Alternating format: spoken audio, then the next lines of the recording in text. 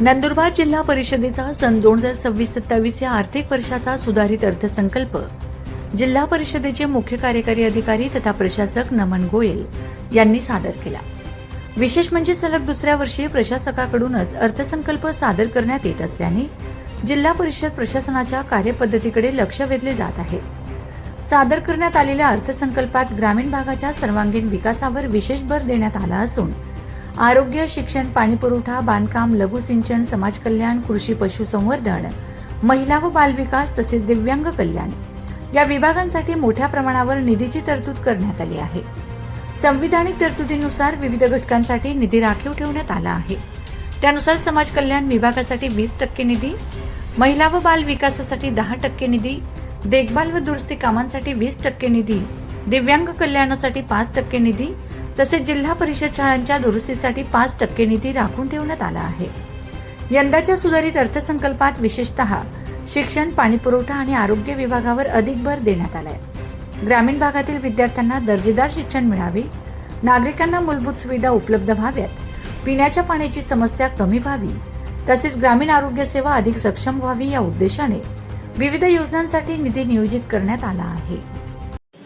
आज 16 मार्च 2026 रोजी 2026-27 या वर्षाकरिता जिल्हा परिषदचा फायनान्शियल स्टेटमेंट आणि बजेट सादर करण्यात आलेला आहे। हा बजेट सुमारे 36.99 कोटीचा असून याच्यामध्ये आम्ही प्रत्येक विभागनिहाय समतोल आणि सरसमावेशक अशा प्रकारे नियोजन केलेलं आहे, जेणेकरून आपल्या जिल्ह्याचा आणि ग्रामीण भागाचा सरसमावेशक आणि सर्वांगीण विकास आपण याच्यात नियोजन सुद्धा केलेलं आहे। याच्यामध्ये आम्ही खास करून शिक्षण, आरोग्य, महिला व बाल कल्याण असे विषयांवरती जास्त फोकस केलेला आहे। सोबतच कशाप्रमाणे आम्ही जास्तीत जास्त बिल्डिंग्समध्ये सोलर करता येऊ शकतो आणि आपले जे वीजचे बिल येतात ते सुद्धा कमी करू शकतो, याच्यावर सुद्धा आम्ही फोकस करत आहोत। आणि मुलांसाठी कसे नवीन इनिशिएटिव्स आम्ही घेऊ शकतो, जेणेकरून आपल्या जिल्ह्यातून बाहेर जाणारे आणि चांगलं शिक्षण घेणारे जे मुलं आहेत ते चांगल्या ठिकाणी शिकतील आणि एक एक्सपोजर सुद्धा करतील, अशा प्रकारे सुद्धा आम्ही नवीन उपक्रम घेतलेला आहे।